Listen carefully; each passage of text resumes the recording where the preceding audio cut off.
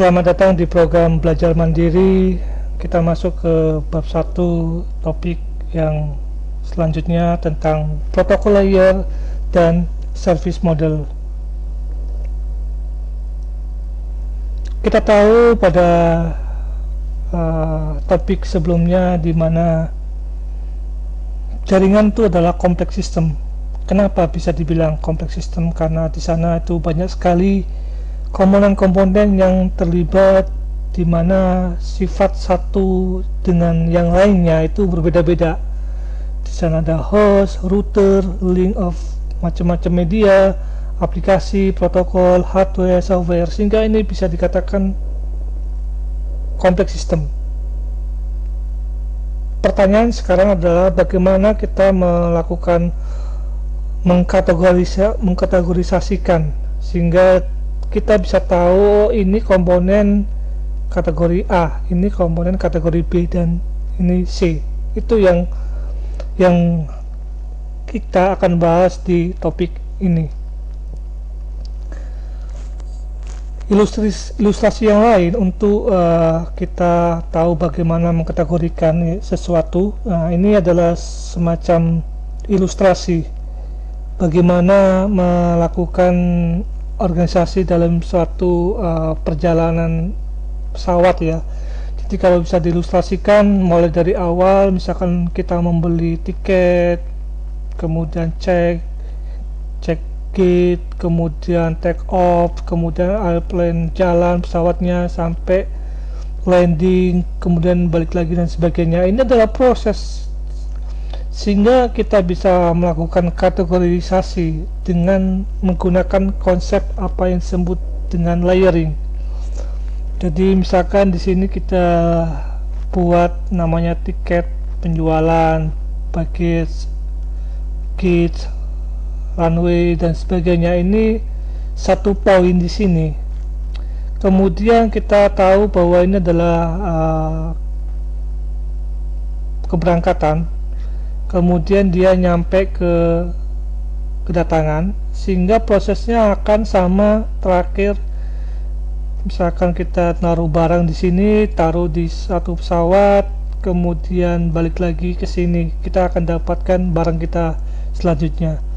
Nah, di tengah ini namanya routing. Jadi kalau misalkan kita dari perjalanan pesawat dari Jakarta ke Surabaya atau ke Singapura, ke Malaysia dan sebagainya, ini mungkin kita melewati beberapa routing. Contohnya misalkan kita ke Jepang, kita berhenti dulu di Singapura dan sebagainya, atau mungkin bisa jadi kita ganti pesawat. Nah, ini adalah proses tengah sampai kita mendapatkan tujuan akhir kita. Nah, ini yang disebut dengan layering model.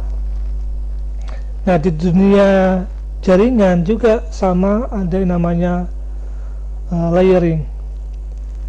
Kenapa kita perlu layering seperti ini? Ya, pertama kita mencoba meminimalisasi daripada kompleks sistem tersebut, sehingga kita perlu yang namanya reference model untuk layering ini.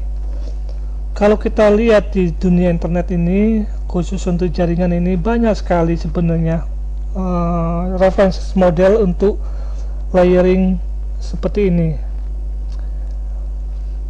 Dengan implementasi layering ini ya kita akan jauh lebih mudah untuk seperti maintenance atau mengupdate suatu sistem sesuai dengan layer tersebut. Oke, kita masuk ke dunia layering.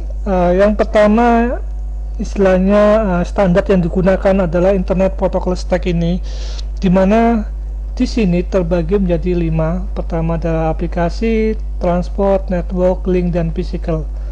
Aplikasi contohnya untuk mensupport aplikasi network itu sendiri bisa meliputi FTP, SMTP, HTTP dan sebagainya. Kemudian transport ini lebih ke proses bagaimana data itu ditransfer, TCP, contohnya TCP dan UDP. Kemudian layer ketiga network lebih ke routing, datagram, source ke destination. Kemudian link, data transfer di antara beberapa network elemen. Jadi kalau misalkan saya punya beberapa host, ini bisa berkomunikasi lewat yang namanya PP PPP sama Ethernet. Kemudian physical ya apa yang kita lihat, apakah itu bentuknya kabel atau bentuknya wireless. Nah, selain Internet Protocol Stack ini ada juga reference model yang namanya ISO-OC ini, dimana dia terbagi menjadi 7 layer.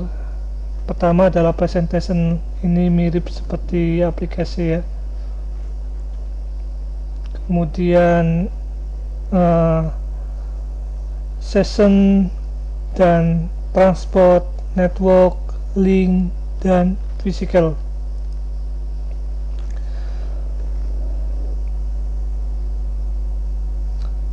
Untuk memudahkan di sini, ini ada semacam ilustrasi bagaimana suatu paket data dikirim dari sumber ke destination di sini.